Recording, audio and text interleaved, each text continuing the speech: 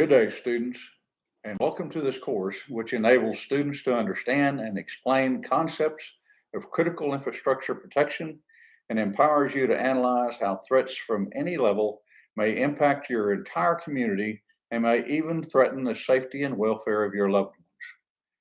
This course will also empower you to create protective strategies, starting within your own home, which evolve to the degree that such strategies may impact not only your community, but other surrounding areas as well.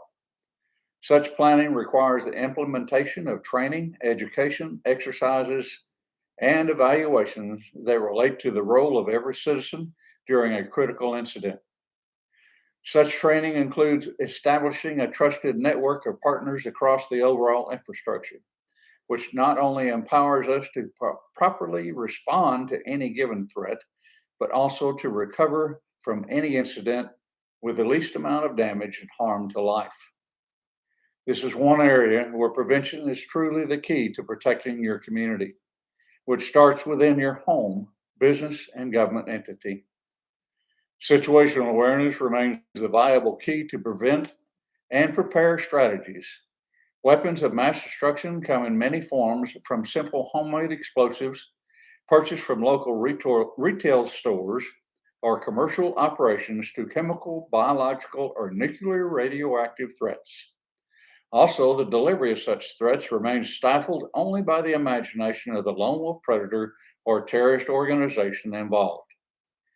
As your professor in this course, I offer extensive life experiences in contrast to a plethora of higher education relating to this subject, short of extensive explosives training in the military and years in law enforcement. As a young lad, I started my adult life as an assistant squad leader of a Special Ops Marine Corps unit of 8 Marines known as CAP 124 in the jungles of Vietnam. In contrast to relying on a base camp operation, we remained in the jungles 24/7, living among the villagers and farmers and providing help with every need to ensure their safety, survival, and the ability to lead their lives free from any level of oppression.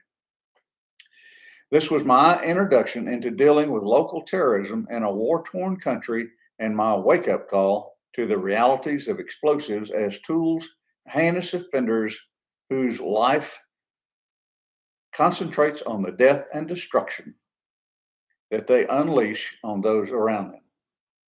Regardless, we ensured the safety and welfare of all citizens within our area, which was the size of a county. News of imminent threats or crimes already committed against the indigenous population traveled to us using young children serving as a network with the villagers and farmers in need. Our answer to those calls for help depended on our squad's response on foot. We had no motor vehicles, armored personnel carriers, tanks, helicopters to take us to the battle zone. We simply followed the child down the path that led to those who were threatening harm to their parents and other loved ones. I recovered or destroyed in place numerous unexploded ordnances, also known as UXO, improvised explosive devices, known as IEDs, and mechanical booby traps that endangered all citizenry and military personnel throughout Quang Thanh province. Additional experience includes a brief career in engineering and construction, which enhances my knowledge relating to the design and structure integrity.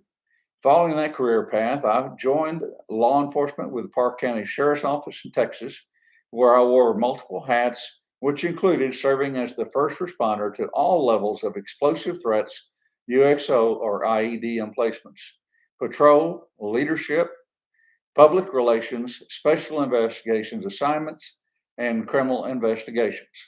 I retired as lead sergeant of the Parker County Crimes Against Children Task Force and second in command of CID.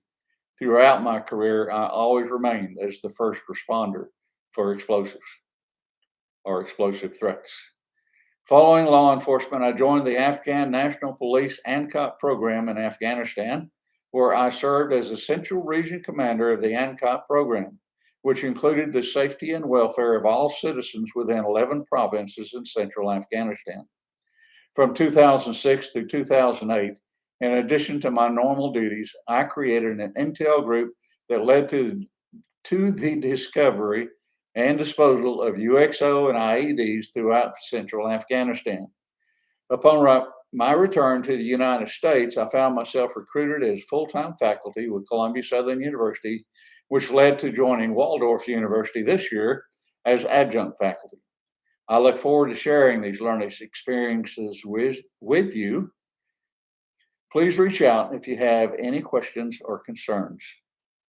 Throughout this course, I will often mention or quote from one of my publications, which includes the following books: Cap Moat, True Tales from a Special Ops Marine in Vietnam, and Country Cop, True Tales from a Texas Deputy Sheriff. Both publications are published and verified by the University of North Texas Press. These are not required readings, however. This is Professor Goodson. I look forward to sharing thoughts with you as the course proceeds.